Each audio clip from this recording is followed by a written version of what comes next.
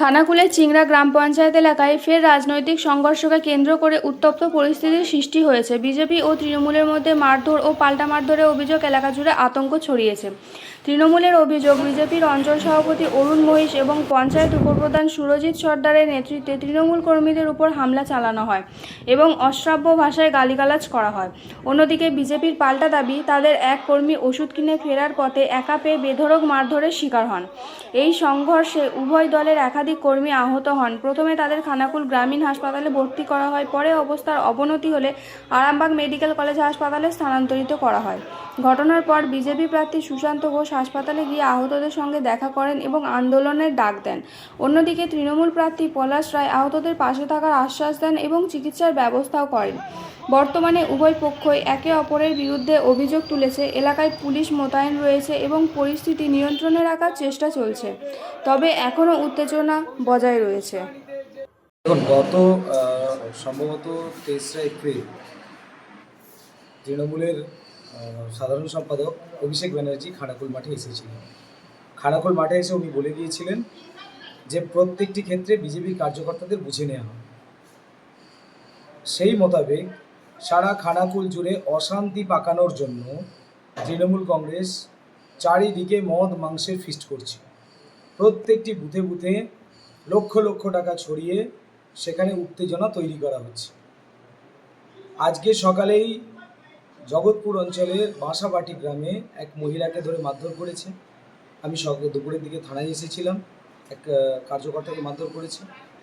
সেই সঙ্গে আজকে সন্ধ্যাবেলা সুরজিৎ সর্দার, আমার পার্টির লড়াকু কার্যকর্তা তথা চিংড়া অঞ্চলের উপপ্রধান, আর তার সাথে আরেক সহযোগী, দুজনে 24পুর থেকে বাড়ি ফিরছিলেন।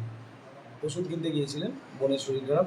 তো সেখান থেকে আস্তে আস্তে ফাঁকা মাঠের মাঝে তৃণমূলের 15-20 জন বিভাস মালিক, তৃণমূলের এই চোর তৃণমূলের নেতা, তার সঙ্গে ওখানকার আরও কয়েকটি নেতা আছে, যেমন আছে চা কার্তিক আছে, তার সঙ্গে কি আছে রঘুনাথ পোড়েল, এরকম বেশ কিছু ছেলে যারা প্রতিনিয়ত জনগণের সম্পত্তি লুট করে কোটি কোটি টাকা আজকে পার্টি ফান্ডে ঢালছে। সমবায় সমিতির টাকা থেকে শুরু করে সব টাকা লুট করে তৃণমূলের পার্টি ফান্ডে ঢালছে। তারা আজকে সুরজিৎ সর্দারকে একা পেয়ে এরকমভাবে মারধর করেছে। এই মারধরে আমরা আমাদের কার্যকর্তারা ওদেরকে উদ্ধার করে এখন হাসপাতালে নিয়ে, থানায় প্রথমে গিয়েছিলাম, এখন এখানে হাসপাতালে চিকিৎসাধীন রয়েছে। এরপরে আমরা অভিযোগ জানাতে থানায় যাব। তো পুলিশকে বলছি, আপনারা মেরুদণ্ডটা সোজা রেখে চলুন। তৃণমূল কংগ্রেস যেভাবে খানাকুল জুড়ে অশান্তি তৈরি করার চেষ্টা করছে, আপনারা কিন্তু এটা যদি মানেন তাহলে কিন্তু আমাদেরকে ব্যাপক আকারে রাস্তায় নামতে হবে। আর আমরা এটা নামবো। কাল থেকেই তৃণমূল কংগ্রেস এর পূর্ণ জবাব পাবে, নির্দিষ্টভাবে পূর্ণ জবাব পাবে। আমরা কোনো অংশে খানাকুলকে আর রক্তাক্ত হতে দেব না। এর আগে তৃণমূল কংগ্রেস বারবার রক্তাক্ত করছে, শিডিউল কাস্ট বস্তিগুলোতে অ্যাটাক করেছে। এর আগেও আপনি দেখেছেন নথিপুরে শিডিউল বস্তির ওপরে অ্যাটাক করেছে, সেই নিয়ে শিডিউল কেস হয়েছে। এসসিদের ওপরে হামলার জন্য সেখানে এসসি কমিশনে কেস করা হয়েছে, মহিলাদের উপর হামলার জন্য মহিলা কমিশনে কেস করা হয়েছে। আজকে আবার একই রকম ঘটনা ঘটল। আপনারা জানেন যে 2021 বিধানসভা নির্বাচনের পর নতিবপুরে একই রকমভাবে ঘর পোড়ানো হয়েছিল শিডিউল বস্তি এলাকাগুলোতে। আবার এই তৃণমূল কংগ্রেস আবার এরকম ধরনের অত্যাচার করার চেষ্টা করছে, আবার ঘর পোড়ানো, আবার বিজেপি কার্যকর্তাদের মেরে হাত পা ভেঙে দেওয়া, এই ধরনের যে অত্যাচার করছে, অবিলম্বে যারা দোষী তাদের যদি শাস্তির ব্যবস্থা না করা হয় আমরা কিন্তু ছেড়ে কথা বলব। সুশান্ত আবার গুন্ডামি করেছে। আজকে সিংড়াতে আমাদের কুমার চোখের দুজন কর্মী যখন পার্টির মিটিং সেরে ওনারা বাড়ি ফিরছিল, সেই জায়গায় আজকে সুশান্তর নেতৃত্বে আজকে ওর কিছু পোষা গুন্ডা আমাদের ছেলেদিকে ফেলে বাইকে করে যাচ্ছিল, বাইক থেকে ফেলে মারধর করেছে। দুজন সিরিয়াস ইনজোর হয়েছে। আমি এখন খানাকুল যে হসপিটালে ওনাদের প্রাথমিক ট্রিটমেন্ট করা হলো। এখান থেকে ডাক্তারবাবুরা সিরিয়াস ইনজোর, মানে একটা হাতে হাড়ে ইনজোর হয়েছে, পায়ে হয়েছে, পা পুরো মেরে ফাটিয়ে দিয়েছে, মাথায় মেরেছে, লাঠি দিয়ে রড দিয়ে মেরেছে এবং একজনের ব্রেনে হেভি ইনজুরি হয়েছে। অলরেডি ডাক্তারবাবু সিটি স্ক্যান লিখে দিয়েছে। আমি এখন নিয়ে যাচ্ছি আমার দুই কর্মীকে আমি আরামবাগ মেডিকেল কলেজে। কাল থেকে এই গুন্ডা সুশান্তর যতক্ষণ না এর বিরুদ্ধে ব্যবস্থা নিচ্ছে প্রশাসন, ততক্ষণ পর্যন্ত আমরা রাস্তায় আন্দোলনে থাকব।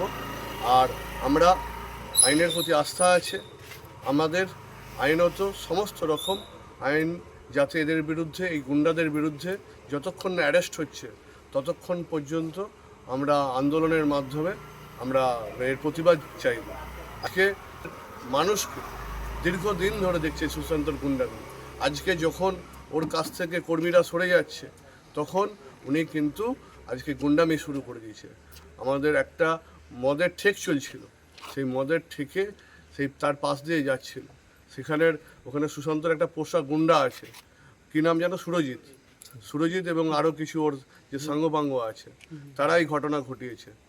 তা আমি আগে বারবার বলেছি যে শুধরে যেতে, কিন্তু এই গুন্ডা কখনো শুধরায় না। আজকে আমাদের আইনের প্রতি আস্থা আছে, আমরা অলরেডি এফআইআর করছি।